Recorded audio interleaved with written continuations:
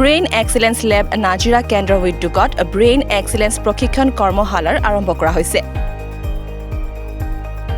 Brain excellence লেব নাজিৰা কেন্দ্ৰ উদ্যোগত নাজিৰাৰ কৰ্মশ্ৰী হিতেশ্বৰ শইকীয়া কমপ্লেক্সত 7 দিনীয়াকৈ অনুষ্ঠিত কৰা হৈছে ব্ৰেইন এক্সেলেন্স প্ৰশিক্ষণ কৰ্মশালা।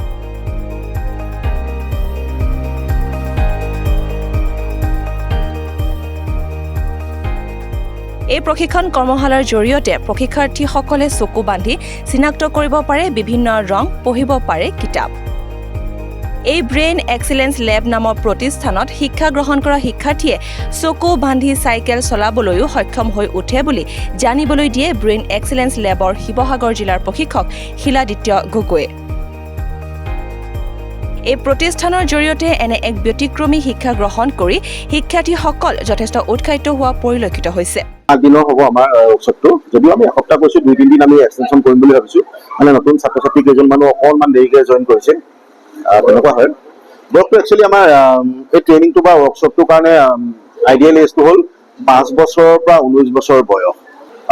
কনচেপ্ট মানে কি, ইয়াতে আমি চব এতিয়া কিছুমান টেকন'লজিৰ সুবিধা আমাৰ ইয়ালৈ আহিছে। সেই টেকন'লজিৰ যিখিনি সুবিধা বা প্ৰশিক্ষণৰ যোগেদি মানে আমি চাইণ্টিফিক কিছুমান মেথডৰ যোগেদি বা ট্ৰেইনিঙৰ যোগেদি আমাৰ ষ্টুডেণ্টসকল, ছাত্ৰ ছাত্ৰীসকলৰ ব্ৰেইনৰ যিটো আমাৰ কেপাচিটি, সেইটো এই ট্ৰেইনিংটোৰ পৰা যথেষ্টখিনি বাঢ়ি যায়।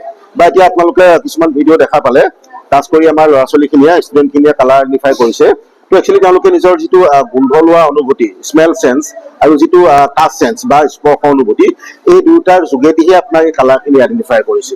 আৰু আমি এই কোৰ্চটোক আমি যদিও থাৰ্ড আই এক্টিভেশ্যন বা মিড ব্ৰেইন এক্টিভেশ্যন বুলি নাম এটা কওঁ, কিন্তু ইয়াৰ এটা ষ্টেণ্ডাৰ্ড মানে নাম আছে আপোনাৰ, তাৰ নাম হ'ল চেঞ্চৰি ডেভেলপমেণ্ট প্ৰগ্ৰেম। মানে 5টা চেঞ্চৰ এক্টিভিটিটো এই ট্ৰেইনিঙৰ যোগে বাঢ়ি যায়। তেতিয়াই ল'ৰা ছোৱালীখিনিয়ে প্ৰথম অৱস্থাত এনেকুৱা ধৰণৰ কিছুমান সাধাৰণ মানুহে ভাবিব নোৱাৰা পাৰফৰ্মেঞ্চ কৰিবলৈ আৰম্ভ কৰে। কিন্তু আমাৰ এই গোটেই ট্ৰেইনিংটোৰ প্ৰকৃত উদ্দেশ্যটো হ'ল আমাৰ ছাত্ৰ ছাত্ৰীসকল যাতে শৈক্ষিক দিশত পঢ়া শুনাৰ দিশত যাতে বহুত বেছি ভাল হয়। যাদুকৰ বনোৱাটো আমাৰ কেতিয়াও উদ্দেশ্য নহয়। নাজিৰাৰ পৰা যদুমণি হাজৰিকাৰ ৰিপৰ্ট, দি নৰ্থ ইষ্ট।